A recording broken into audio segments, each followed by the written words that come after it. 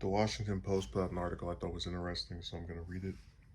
Representative Deb Haaland's bid to become the first Native American Interior Secretary was made more likely Thursday by an unlikely Republican supporter, Senator Lisa Murkowski of oil-rich Alaska, who said she still has serious reservations about Haaland's past opposition to drilling.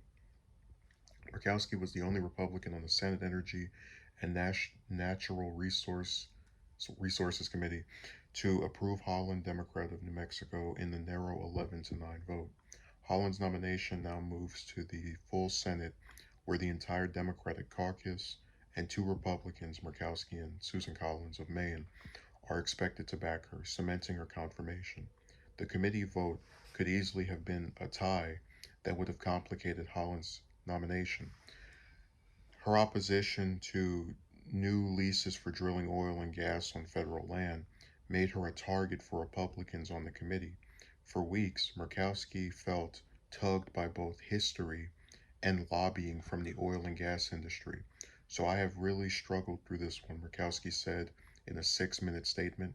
How to reconcile a historic nomination with my concerns about an individual's and an administration's conception of what Alaska's future should be. So what she's saying here is that she's aware that putting in Haaland as the first Native American Interior Secretary is this historic thing, but she also doesn't really like her past comments, or I guess past actions with when it comes to oil, and that's kind of this tipping scale where do you put this person in because of what they'll represent or because of their actual views. Murkowski said that Alaskans were extraordinarily proud of Haaland, but that they were also concerned about her opposition to resource development on public lands, including her opposition to key projects in Alaska and her questioning of the vital role that Alaska Native corporations serve in our communities.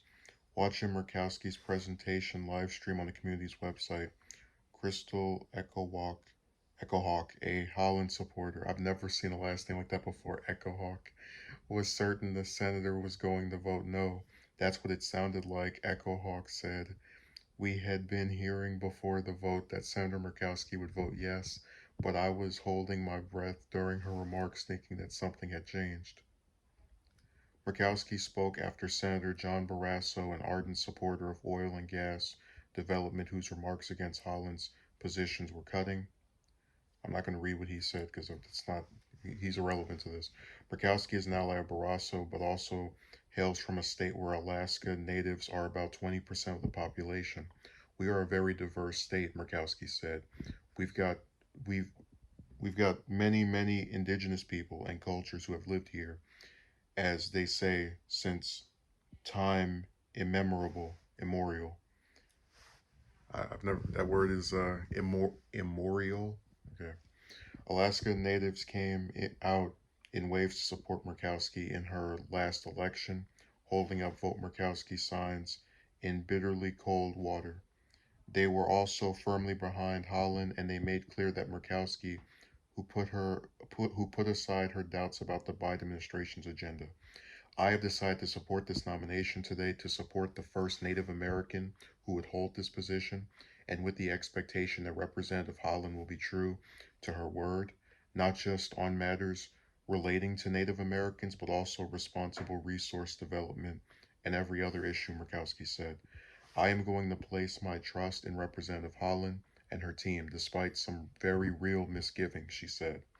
Judith LeBlanc, executive director of the Native Organizers Alliance, applauded Murkowski. I think Senator Murkowski acted with an understanding of the history and current significance of having someone like Deb Haaland lead the Department of Interior, she said.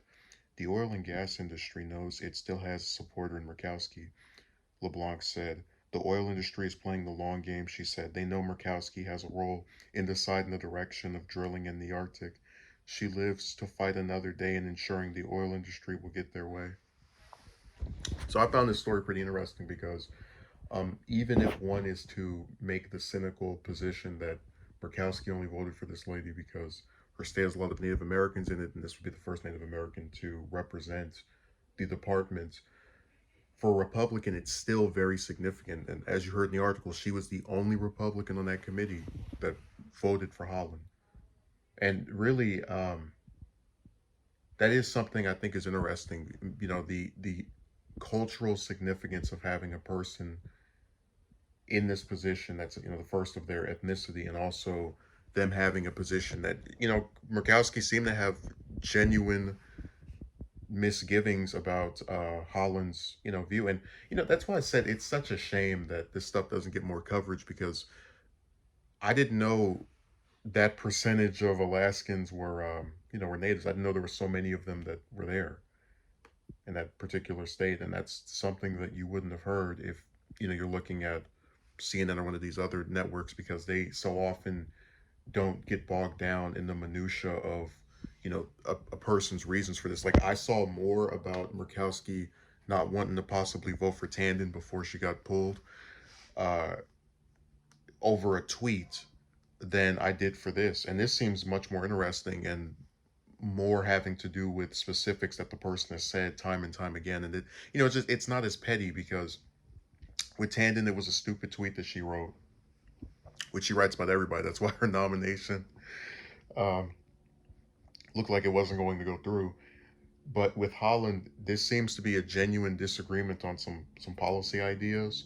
And I think the number of people in her state, the fact that Murkowski, you know, is someone who can be reasoned with compared to other Republicans, led her to vote this way. So even if someone says, oh, this one person only got through because they're the first Native American, that still is a very big deal for a senator who has that many of them, as read in the article, from their states. Um, and again, this is what I was talking about when I said that moderates always have this thing of, like, the balancing act of, do you vote for this person to appease, you know, this group of people, or do you know, give in to the view that their past statements and comments and things they've done are too much for them to get through this position and be like the rest of the Republicans.